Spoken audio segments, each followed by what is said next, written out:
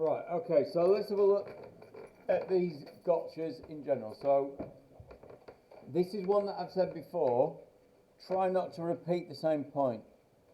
There were, in some questions, people were banging on about things and then they carried on banging on about those things. And it's something that you've got to try and stop. What you're trying to make is distinct points. Okay? And just because you've reworded something and you filled another 3 lines doesn't mean you've now got some more marks. Because they'll say, right, yeah, you've said that, give me something else. Alright, so you've really, really, really got to work. Obviously that affects the long questions more than short questions, but sometimes you can do this on short questions. Okay, where they want like 3 marks or 4 marks.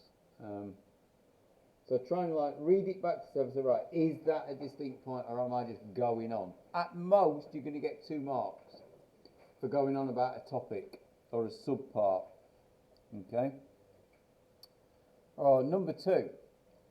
If you're being asked to describe an algorithmic process and there is a diagram, use the diagram. So with this linked list, loads of you got in a right old kerfuffle on this when all you needed to show that is we changed one link to point to the new item and show the new item. You could have done it diagrammatically, and I would suggest always when you're doing a linked list like this is that you do a diagram.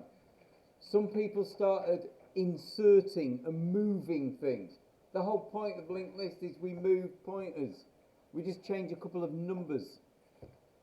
Memory addresses, that's all we change. We don't physically move anything. We don't delete anything. That's the whole point. If you've not understood that, you've totally missed the point of linked lists. Okay? The whole point of linked lists is there is minimal data movement, which is the opposite of arrays, remember. Arrays, if you wanted to delete something from an array, you've actually got to physically shuffle things, haven't you, to overwrite that value and move everything. Because we need continuous memory locations. Don't get that in linked lists. Alright, so, but always, if there is a diagram possibility to help you describe something, use it. Okay, they wanted you to work with that example, didn't they? And also, they gave quite a bit of space there. Try not to make an essay. Try and just give the steps and keep it separate. Don't carry a sentence on or a step on from the previous line. Just keep it on separate lines if you can. Remember, you've always got the extra space at the back of the booklet. For me, that is critical, and there was a few people who did a lot of scribbling out, but should have gone to the end of the booklet. Cross the line through. Right, number 3, again, this was related to the linked list stuff. When we're talking about dynamic structures, so things that involve nodes, so that's linked list, trees, graphs. When you're adding new things, talk about create a node to store the new data. Always talk about that. Okay, so a few people didn't on that linked list question. So it was like, okay. Missed the point there. You were overwriting the value of Birmingham or something. Okay. Number 4 is something that my GCSE students are doing and they're driving me up the pole with. What the hell does easier mean? Okay. Lots of people keep using the term easier. It is a total nonsense term. Oh, it's easier to do this, it's easier to do that. Garbage. You might mean something works quicker, or it's simpler to follow a process, but you have to say that. You can't say easier. You can't use unqualified terms like that. If you say any of those terms, and I've said this before, faster, easier, quicker, smaller, bigger, you've got to qualify what the hell you mean by that. Are you comparing it to something? Then say what you're comparing it to. If you're using it as a statement of intent, what are you trying to mean by that word? Put it in a context. They don't mean anything. Okay, I was tempted to just say, right, you've used the word easier, I'm not going to mark that question at all. Move on to the next one. Just as a punishment for using it. You shouldn't use it. Right, okay, number 5, read your question carefully. Some people it said they were going to put the itinerary is going to be London, Oxford, Manchester, and York. Loads of people overwrit Birmingham with York. York was the last place to visit, so it was at the end. Okay, a criminal mistake. And that is just reading the question. So many of the mistakes in this paper were reading the question, or not reading the question at all. Okay, so you've got to do that. That is, when you read back, when you've finished and you're twiddling your thumbs for 30 minutes, because you've rushed it, that's why you get so much time. It isn't the time required to answer the paper, it's the time to check it afterwards. Okay. Number 6, and there are a lot of these. Right. If you're comparing, you've got to reference everything they've asked in the question. Okay? Don't half do it. Don't do half a story or half a side. You're never going to access the marks for that question. It's always going to be about, this and that, not this or that. Alright? That is something to get yourselves into a habit of. And it should be automatic. Purely on a comparison basis. You can't compare something if you don't refer to something else. That's what a comparison is. Okay, number 7. Quite a few of you, because you got the word hashing, where's your paper there? Sydney. Right, because you saw the word hashing, you started thinking about encryption. You've got to be careful with this. There's quite a few terms in the A-level where we use a term, but it's got different context. Another one is normalization. We talk about normalization when we're talking about floating point numbers, but we also talk about normalization when we're talking about databases. Okay, so hashing is just a mathematical process, something we apply to data. We have 2 uses that we know of. One is hash tables, which is our immediate lookup thing, okay, which is what this question was about. And then we have hashing for encryption keys, which is a completely nothing to do with this question. So a few people started just talking about that, going on, waffling on. That got you nowhere. Literally nowhere. You got no marks. Because it just shows that you don't understand. At all.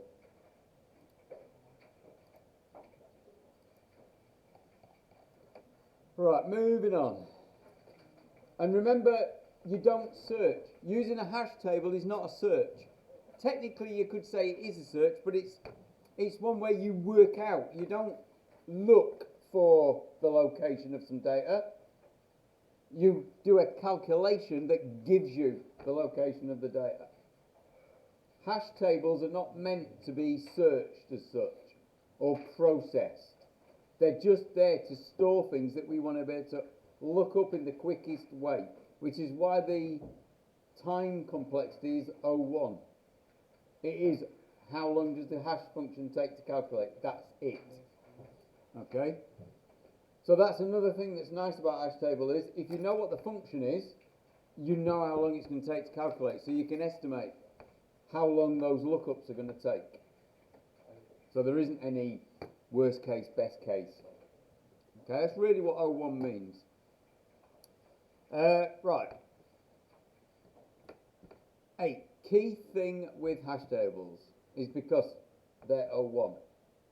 Okay, so the retrieval it isn't instant, but like quite a few people who scored well on this question said, it gives you the location of the data. That's what the hash is for. Okay? Yes, you might have the odd collision and then you get a linear search, but it shouldn't. If you picked a decent hash function, it shouldn't give you too many collisions, so the linear search should be minimal. Okay? Still preferable to doing some sort of complicated structure that you've got to either binary search or use some tree search algorithm on, or a graph algorithm on. Okay, right. Number 9, when you're doing a comparison or a discussion, refer to the context of the question if it exists. In general, they don't ask you just blank, compare this to that. They usually give you a context. They might say, a programmer is trying to do something. Talk about this in relation to that. Or a company works in this field. Talk to me about it in relation to this. Okay? Because if you don't, the way that these things are structured, you get technical marks, which are about a third. So when you get the 9 mark, the 12 mark, the 8 mark questions, only about a third of the marks available are for just technical things. If you don't have any relationship between the question and what you're writing, that's it. You get a third of the marks. And it doesn't matter how brilliant your answer is about the technical aspect, it gets cropped. They get to 2, 3 marks and they go, right, okay, that's enough of that. Let's have some application, please. So it's always about application.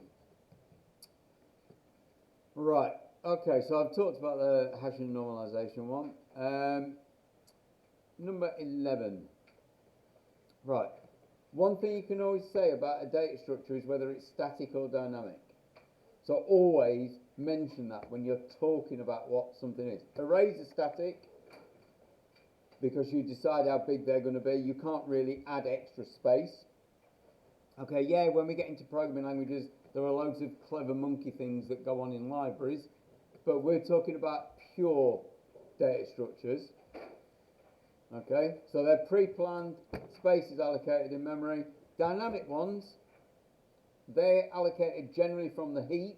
There may be other systems that are in play. You might have a managed system. All right, but in general, there is a time cost to doing the allocation. But you get benefits of flexibility, that your data structure can grow and shrink. Okay, it only uses the space it requires. But like a lot of things in computer science, you've got a trade-off between the space you waste and how quick you want things to work. Which is why we've got loads and loads and loads of bloated applications these days, because people go, oh, we've got loads of space, let's go for the quick, easy, nasty way of doing things, rather than some clever algorithmic thing. Okay. Where have we got up to? Right, number 12. Oh, the logic stuff. Jeez. Right, you have got to make sure that there's clarity. It's got to be super clear. Okay, it's like if you were doing maths, you wouldn't want the examiner to think you meant minus when you put a plus, or a multiply when you've done a divide. Same with the logic symbols. You know, clearly make sure you do an inverted V for the AND, a decent V for the OR, and you must not, one thing that a few people started doing on the logic expressions, they were mix and matching. So they were starting off with the logic symbols, the V and the A without the AND without the crossbar. But people were doing dots for AND then they were using the V for OR in the same expression. You can't do that. You've got to either use the math notation, the dot and the plus, and then the stupid exclusive OR with that, where they went plus circle. Okay, with the bars for the not, or you go for the logic. Okay, the not symbol, you know the one that looks like the character that's got a gun? That's the not symbol in logic, isn't it? And the V and the A, and then the V with an underscore for exclusive OR. Don't mix and match. Okay, so I've tried to list those on the thing. Obviously, I can't do the circle with a plus for exclusive OR, so I ignored that anyway. They tend to not have on those Boolean expressions exclusive OR, because really you have to re-represent that to be able to use the Boolean rules that we've looked at. Alright, so they're not going to have exclusive OR on there. Right, another one, and a few people do this, I don't know why. If they give you a truth table to complete, and they've used noughts and ones as their logic levels, keep using noughts and ones. Don't go and put truths and falses. If they ask you to draw a truth table from scratch, then you can put true and false. But to be honest, the exam board are probably going to want you to put nought and one. It's easier to read. There's a problem with T and F, is that they look pretty similar, especially if you're rushing in an exam. Very easy to screw up. Ones and zeros, and more distinct. Alright, so when you're looking at the truth table stuff, 15 is a general statement. Don't scribble answers out. If you've screwed up and you've run out of space, don't squeeze stuff in. Use the spare answer pages. That's what they're there for. If you totally cock up a question, you tend to do this a lot with the programming questions. You might get halfway through, and I saw it on this paper, people are doing hefty amounts of scribble. No, they don't like it. You've got to put a single line through, say, do not answer that, don't look at it, go and look at the extra paper. If you run out of the extra paper, it should be at the back of the booklet, you can stick your arm up and wait for the invigilator to ask what you want. And obviously ask for paper. Okay? They ain't mind readers. What was my next one? Right, so that truth table one, that was important. Right, and a key one that keeps coming up, the exam board are really picky about this. If they ask you to explain what's happening on a line of code, make sure you've explained all the things in that line of code. Don't just like pick one thing. If there's an assignment going on, say where it's getting stored, what variable. If there's an expression that's calculated before the assignment happens, talk about that as well. Okay? So it's really important that, because you might have 2 or 3 marks available to explain what's going on with a line of code. If you only pick out one feature, you're only going to get 1 mark. Alright, so that's really important. Right, 17. 17 was funny. This was to do, I think this happened twice, because I think there was 2 questions. There was a little man computer question that said, what is the purpose of this? And I think there was a bit of pseudocode later on that said the same thing. Right, they're not asking you to read the algorithm and try and get the meaning, the purpose, from the names of things. Okay? That doesn't work. If you want to know how or what something's doing, then you've got to trace it. You've got to follow that code through, see what it produces, what output, based on the inputs. And then you've got to use a little bit of common sense. Alright? You cannot rely on the names of variables to tell you what a program's doing. A, they will make up stupid names, and B, they will deliberately pick names that will mislead you. So, don't rely on that. I think the little man computer thing, off the top of my head, because I can't see the question, was rounded up to the nearest 10 or something, did it? But you couldn't guess that from the names, or just staring at it. That was from the data you produced, because you had to have a trace table, didn't you? Well, the outputs anyway. Luckily with little man computer, it's not complicated to quickly run through those, and they're not clever enough to make any complicated programs. Okay, although for them that was quite complicated.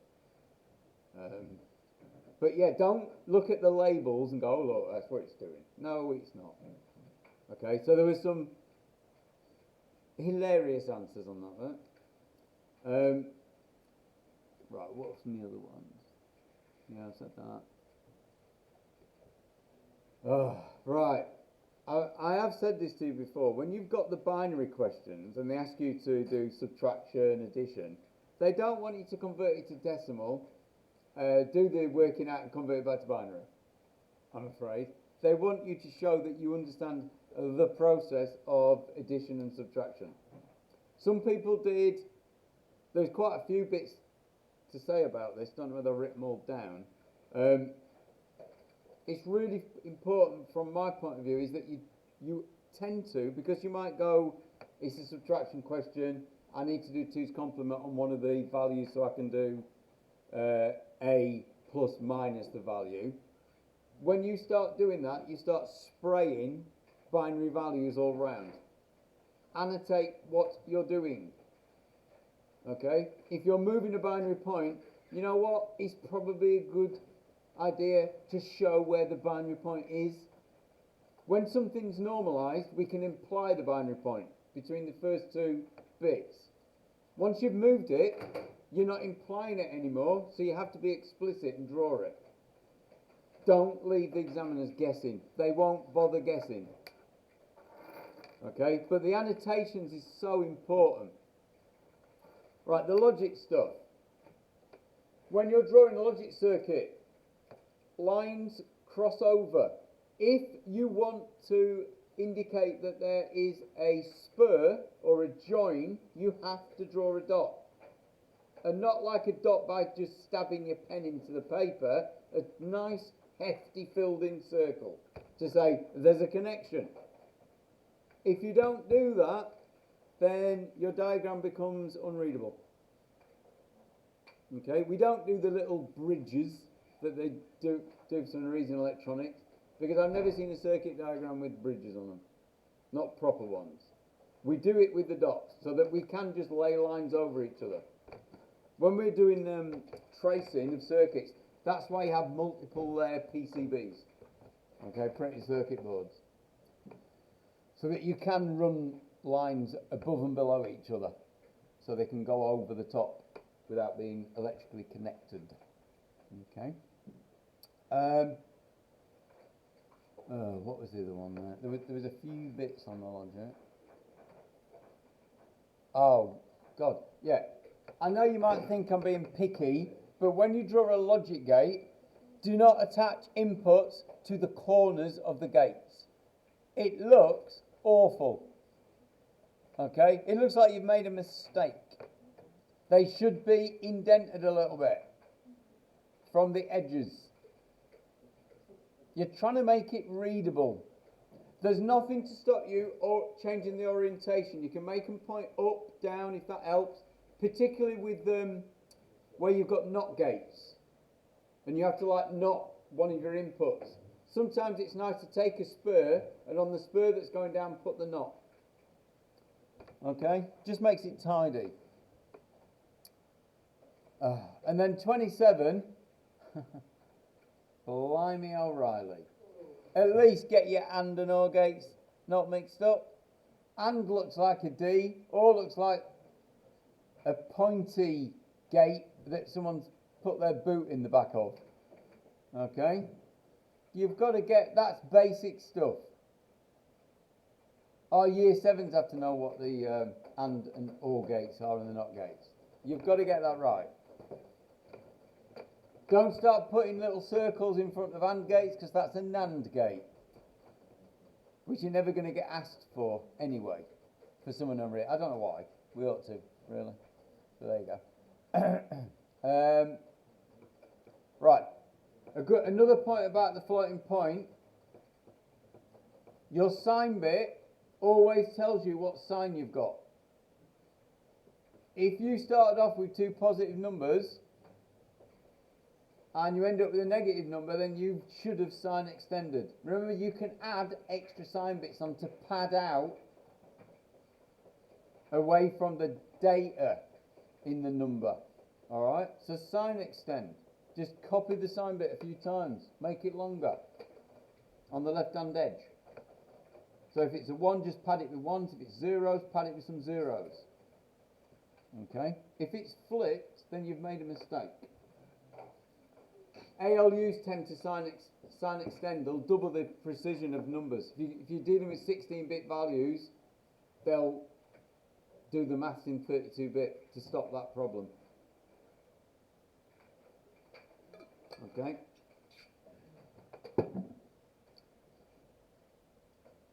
Right, okay, so they're moving on a little bit then. So point 30 on the gotchas. Right, if you ask to show how a search finds a node, then they want you to show the visit order. That's what they're asking for. Okay? So at a minimum, you need to say, went here, then I saw this node, then I saw this node, then I ended up at this node. Because with that binary tree, because they asked for a post order, didn't they? Search for X, was it? That question? I think it was X. Let me just scroll to it.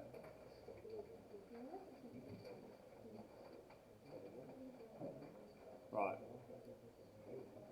Yeah, so we had this tree. The thing about post order, and the name gives you the clue, you examine the node last after exploring the left branch and all the right branch. So when you're looking for X, you don't find it once you backtrack to A, because actually there's a right branch from X, so we explore that first. So you will visit G before you get to X.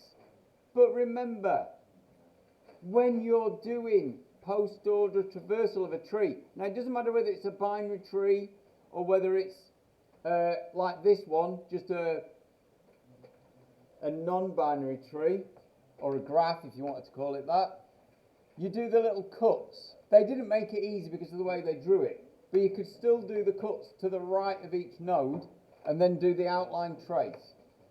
And that would have given you the order of D, K, L, H, B, G, X. Never actually examine A. Because it uses a stack, doesn't it, post order, so A ends up buried at the bottom, and it'll be the last thing that gets taken off. Alright, so you've got to be careful with that.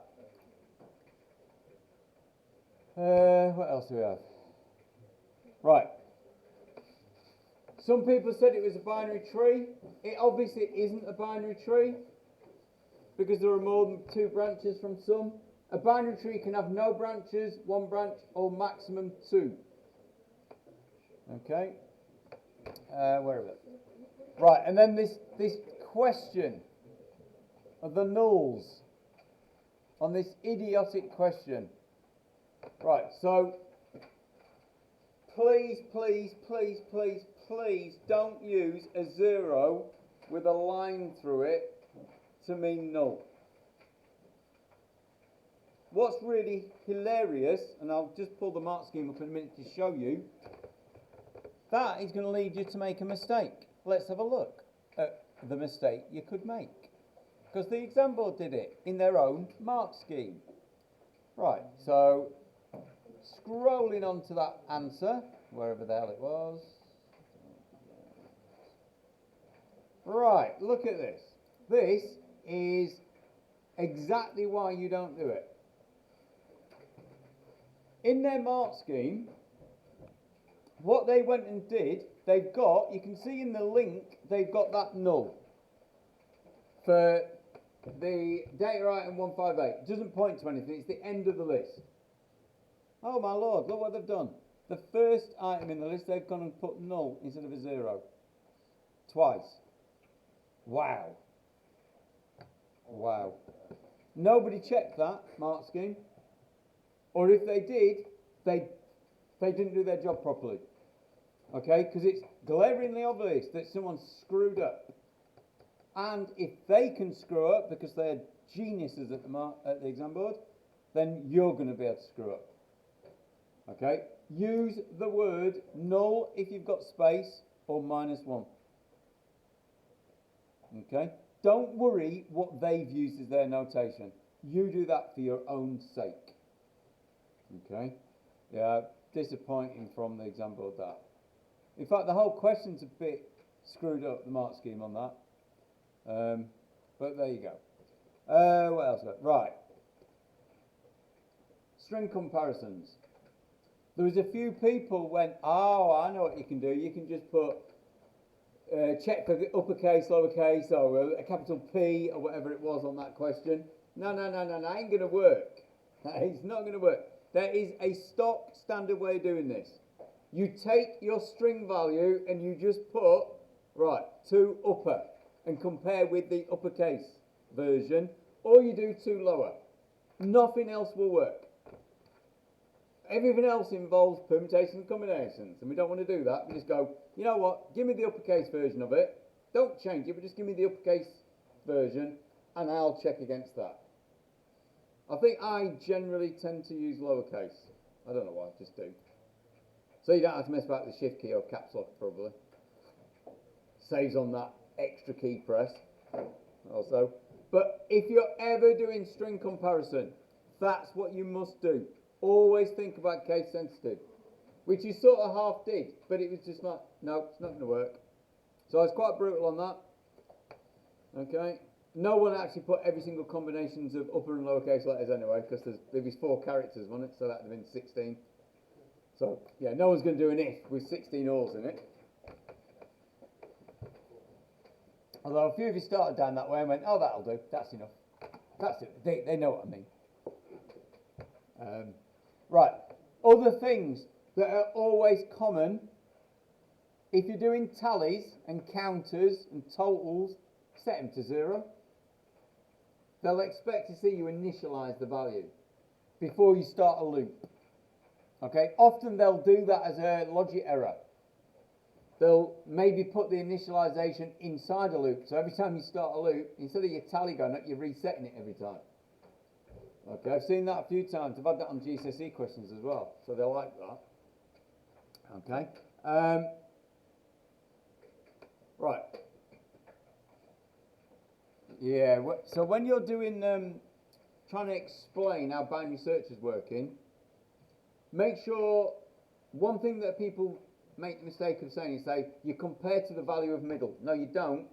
You compare to the data item that's at the position that middle's pointing to. Now that's a bit of a mouthful, so you've got to get yourself into a habit of trying to succinctly say the value at middle. That's what you should say, the value at middle. And what are we looking for? We're comparing it with the item we're searching for. So you've got to be really distinct between what you're looking for and what you're looking at in your data structure when you're explaining searches. Okay? There were some good detailed answers on this, but there was some nonsense as well, and some things that sort of like destroyed. I could see what you meant, but you were destroying your answer on this one. So you've got to just be careful when you're doing it. That saying, is it the same as the middle? That's a massive mistake you mustn't make. You mean the data at the middle.